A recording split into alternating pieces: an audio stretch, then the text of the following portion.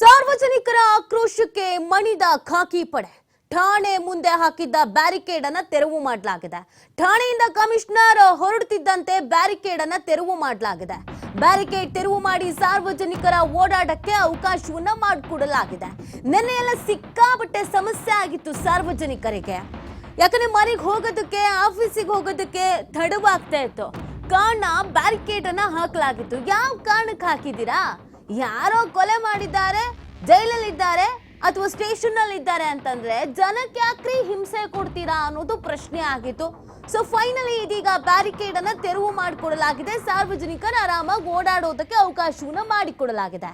ನಿನ್ನೆ ಠಾಣೆ ಮುಂಭಾಗ ಅಳವಡಿಸಿದಂತ ಬ್ಯಾರಿಕೇಡ್ ರಸ್ತೆ ಕ್ಲೋಸ್ಗೆ ಸಾಕಷ್ಟು ವಿರೋಧ ವ್ಯಕ್ತಪಡಿಸಿದ್ರು ಸಾರ್ವಜನಿಕರು. ನಾವೇನ್ರಿ ಮಾಡಿದೀವಿ, ನಮ್ಮ ಪಾಡಿಗೆ ನಾವು ರೋಡಲ್ಲಿ ಓಡಾಡ್ತಾ ಇರ್ತೀವಿ.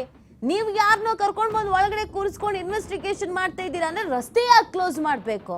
ಅಲ್ಲೇನು ಸಿನಿಮಾ ಶೂಟಿಂಗ್ ಮಾಡ್ತಾ ಇದ್ದೀರಾ? ತನಿಖೆ ತಾನೇ ಮಾಡ್ತಾ ಇರೋದು ಅನ್ನೋದು ಸಾರ್ವಜನಿಕರ ಪ್ರಶ್ನೆ ಆಗಿತ್ತು. ಸಾರ್ವಜನಿಕರಿಗೆ ಇದರಿಂದ ಕಿರಿಕಿರಿ ಆಗಿತ್ತು. ತುಂಬಾ ಆಕ್ರೋಶವನ್ನ ವ್ಯಕ್ತಪಡಿಸ್ತಾ ಇದ್ರು. ಮನೆಗೆ ಹೋಗೋದಕ್ಕೆ, ಸ್ಕೂಲ್ಗಳಿಗೆ ಹೋಗೋದಕ್ಕೆ, ಆಫೀಸ್ಗಳಿಗೆ ಹೋಗೋದಕ್ಕೆ ತಡವಾಗ್ತಾ ಇತ್ತು. ಏನೋ ತಪ್ಪೇ ಮಾಡಿದೆ, ಜನ ಅನುಭವಿಸ್ಬೇಕು ಅಂದ್ರೆ ಯಾರೀ ಕೇಳ್ತಾರೆ? ಯಾರಾದ್ರೂ ಅರೆಸ್ಟ್ ಆಗ್ಲಿ, ಏನಾದ್ರೂ ಆಗಿರ್ಲಿ.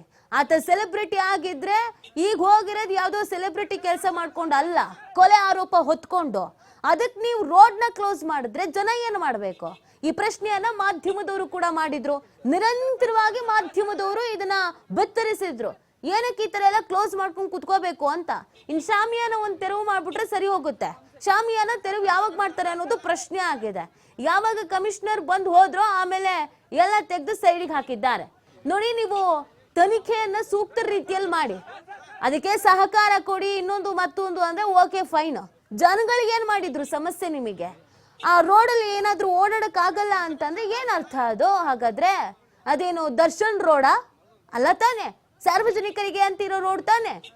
ಬಿಡಿ, ಇನ್ನು ಏನಾದ್ರೂ ಸಮಸ್ಯೆ ಆಗಿದೆ, ಯಾರೋ ತಲೆ ಹೊಡೆದು ಹೋದ್ರು, ಕಳ್ತನ ಮಾಡ್ಕೊಂಡು ಹೋದ್ರು, ಆಕ್ಸಿಡೆಂಟ್ ಆಯ್ತು ಅಂತಂದ್ರೆ ಅನ್ನಪೂರ್ಣೇಶ್ವರಿ ಪೊಲೀಸ್ ಸ್ಟೇಷನ್ಗೆ ಹೋಗಕ್ಕೆ ಆಗಲ್ಲ.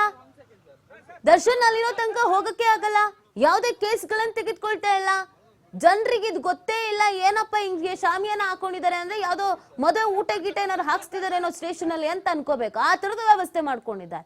ರೋಡ್ ಕ್ಲೋಸ್ ಮಾಡ್ಕೊಂಡು ಕುತ್ಕೊಂಡಿದ್ರು. ಈಗ ತೆರವು ಮಾಡಲಾಗಿದೆ. ಪೊಲೀಸರು ಅತಿಯಾದ ವರ್ತನೆಯನ್ನ ಈ ಕೇಸ್ನಲ್ಲಿ ಮಾಡ್ತಿದ್ದಾರೆ ಅನ್ನೋದಂತೂ ಗೊತ್ತಾಗ್ತಾ ಇದೆ.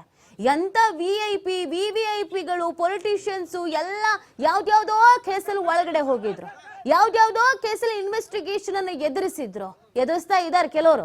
ಅಲ್ಲೇ ಈ ತರದ ವ್ಯವಸ್ಥೆಯನ್ನ ಮಾಡಿರ್ಲಿಲ್ಲ. ಅಲ್ಲಿ ಮಾಡ್ಬೇಕು ಅಂತ ಅಲ್ಲ, ಅಲ್ಲೂ ಈ ತರದ ವ್ಯವಸ್ಥೆಯನ್ನ ಮಾಡಿರ್ಲಿಲ್ಲ. ಇತಿಹಾಸದಲ್ಲೇ ಇದೇ ಮೊದಲ ಬಾರಿಗೆ ಈ ತರದ ಅತಿರೇಕದ ವರ್ತನೆಯನ್ನ ಮಾಡಿದ್ರು. ಅದ್ಯಾರ ಪ್ರಭಾವ ಇತ್ತೋ ಅಥವಾ ಅದ್ ಏನ್ ಪೊಲೀಸರು ತಲೆಯಲ್ಲಿ ಬಂದಿತ್ತೋ ಗೊತ್ತಿಲ್ಲ. ಯಾರೋ ಜೈ ಜೈ ಜೈ ಅಂತ ಅನ್ಕೊಂಡ್ ಬಂದು ಹಿಂಸೆ ಕೊಡ್ತಾ ಇದಾರಾ? ನಮ್ ಬಾಸು ಅಂತಿದಾರಾ? ಒಂದೊಂದು ಕೊಟ್ಟು ಕಳಿಸಿ, ಲಾಠಿ ಚಾರ್ಜ್ ಮಾಡಿ. ಅದನ್ನ ಬಿಟ್ಟು ಪಾಪ ವಯಸ್ಸಾದವರು ಹಾಸ್ಪಿಟ್ಲಿಗೆ ಹೋಗ್ತಿರ್ತಾರೆ, ಮನೆಗೆ ಹೋಗ್ತಿರ್ತಾರೆ, ಅಥವಾ ಯಾವುದೋ ಒಂದು ನಾರ್ಮಲ್ ಕೆಲ್ಸಕ್ಕಂತ ಹೋಗ್ತಾ ಇರ್ತಾರೆ. ಆ ರೋಡಲ್ಲೇ ಓಡಾಡಬಾರ್ದು ಅಂದ್ರೆ ತೆರಿಗೆ ಭವನ ಅಲ್ಲೇ ಇದೆ, ಅಲ್ಲಿ ಕೆಲಸ ಇರುತ್ತೆ, ಅಲ್ಲಿಗೆ ಓಡಾಡ್ತಾ ಇರ್ತಾರೆ. ಹೋಗೋ ಹಾಗೆ ಇಲ್ವಾ? ಹಾಗಾದ್ರೆ ಯಾರೋ ಮಾಡಿದ ತಪ್ಪಿಗೆ ಇನ್ಯಾರಿಗೂ ಶಿಕ್ಷೆ ಕೊಡೋದು ಅಂತಂದ್ರೆ ಈ ಪೊಲೀಸರ ಈ ವರ್ತನೆ ತೀರಾ ಅಸಹ್ಯಕರವಾಗಿತ್ತು. ಇದನ್ನ ಪ್ರಶ್ನೆ ಮಾಡಿ ಮಾಧ್ಯಮದವರಂತೂ ಬೆಂದು ಬಿದ್ದಿದ್ರು. ಏತಿಗೆ ಎಲ್ರು ಕೇಳ್ತಾ ಇದ್ರು, ಏನಕ್ಕೆ ಇಷ್ಟು ಇಂಟ್ರೆಸ್ಟ್ ತೋರಿಸ್ತಾ ಇದ್ದೀರಾ ನೀವು ಮಾಧ್ಯಮದವರು ಅಂತ. ನಾವು ಇದ್ರಲ್ಲಿ ಇನ್ವಾಲ್ವ್ ಆಗಿಲ್ಲ ಅಂದ್ರೆ, ಮಾಧ್ಯಮದವರು ಇದನ್ನ ನಿರಂತರವಾಗಿ ಬಿತ್ತರಿಸಿಲ್ಲ ಅಂದ್ರೆ ಈ ಕೇಸ್ ಇನ್ ಎಲ್ಲೆಲ್ಲಿ ತಿರುಗುತ್ತೋ, ಇನ್ ಎಲ್ಲೆಲ್ಲಿ ಹಳ್ಳ ಹಿಡಿಯುತ್ತೋ ಅಂತ ಅನುಮಾನ ನಮಗೂ ಕೂಡ ಬಲವಾಗಿದೆ. ಯಾಕಂದ್ರೆ ಅಷ್ಟ್ರ ಮಟ್ಟಿಗೆ ಒತ್ತಡ ಇದೆ. A1 A2 ತೆಗೆದು A15 A16 ಮಾಡಿ ಅನ್ನುವಂತ ಒತ್ತಡ ಇದೆ. ಅಥವಾ ಬಿರಿಯಾನಿ ಬರ್ತಾ ಇದೆ, ಸಿಗರೇಟ್ ಬೇಕಾದ್ರೆ ಕೊಡೋದಕ್ಕೆ ರೆಡಿ ಆಗಿದ್ದಾರೆ. ಈ ತರದೆಲ್ಲ ವ್ಯವಸ್ಥೆ ಇದೆ ಅಂತ ಅಂದ್ಮೇಲೆ, ದಾರಿ ತಪ್ಪುತ್ತೆ ಅಂತ ಅಂದ್ಮೇಲೆ ನಾವ್ ಯಾಕೆ ಬಿಡ್ಬೇಕು? ಮಾಧ್ಯಮದವ್ರು ಯಾಕೆ ಬಿಡ್ಬೇಕು? ಏನ್ ಕೆಲಸ ಮಾಡ್ತಾ ಇದ್ದಾರೆ ಅನ್ನೋದು ಜನರಿಗೂ ಗೊತ್ತಾಗ್ಬೇಕು. ಈ ಪ್ರಕರಣದಲ್ಲಿ ಹೇಗ್ ತನಿಖೆ ನಡೀತಾ ಇದೆ, ಯಾರ್ಯಾರು ಸ್ಟೇಷನ್ಗೆ ಬರ್ತಿದ್ದಾರೆ ಎಲ್ಲ ಗೊತ್ತಾಗ್ಬೇಕಲ್ಲ ನಿಮ್ಗಳಿಗೂ ಕೂಡ.